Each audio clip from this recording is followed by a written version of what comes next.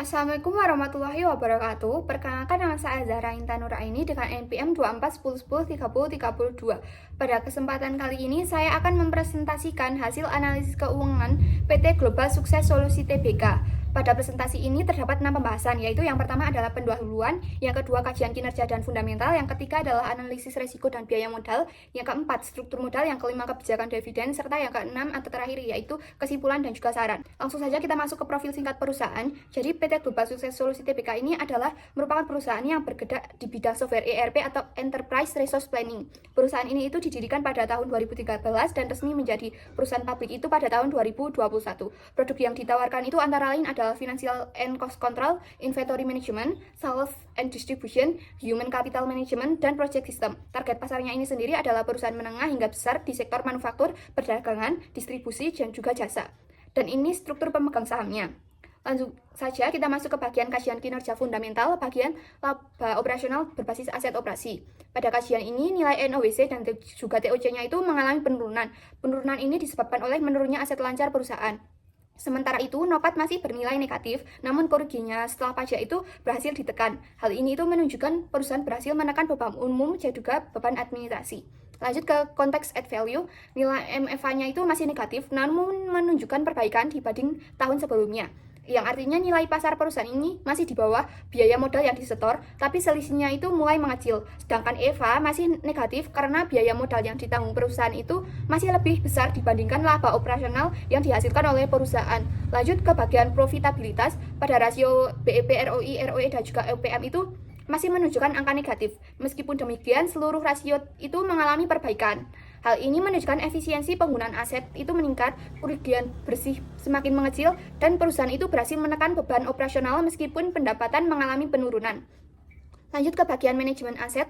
Pada manajemen aset itu, fixed asset turnover-nya mengalami penurunan yang menunjukkan bahwa efektivitas penggunaan aset tetap dalam menghasilkan penjualan itu masih menurun. Residual turnover-nya juga mengalami penurunan sehingga perusahaan itu perlu meningkatkan efektivitas penagihan piutang agar tidak berdampak pada arus kas. Sedangkan inventory turnover-nya itu bernilai 0 karena karakteristik perusahaan itu sebagai perusahaan jasa yang tidak bergantung pada persediaan. Lanjut ke bagian likuiditas. Pada rasio likuiditas itu, current ratio dan juga cash ratio itu turun. Hal ini menunjukkan kemampuan perusahaan dalam memenuhi kewajiban jangka pendeknya itu semakin menurun dan resiko likuiditasnya menjadi lebih tinggi. Lanjut ke bagian nilai pasar. Pada indikator nilai pasar PERP masih bernilai negatif karena perusahaan itu masih mengalami kerugian. Sementara itu PBV dan market to book-nya itu masih berada di bawah 1.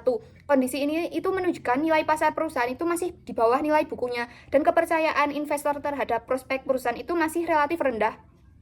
Lanjut ke bagian analisis resiko dan biaya modal.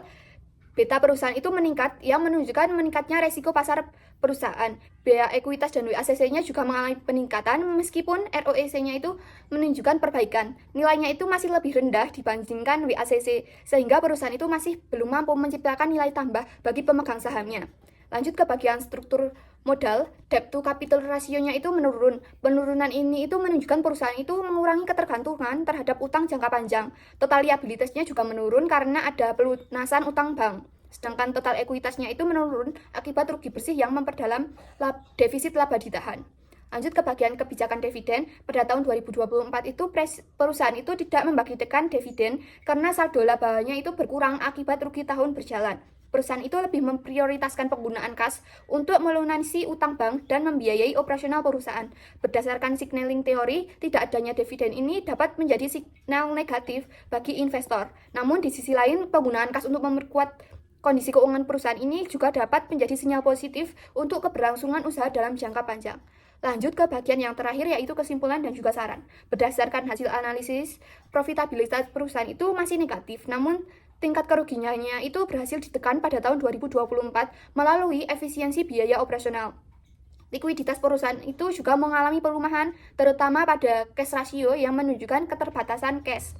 Struktur modalnya masih didominasi oleh ekuitas dan perusahaan itu cenderung mengurangi penggunaan utang jangka panjang.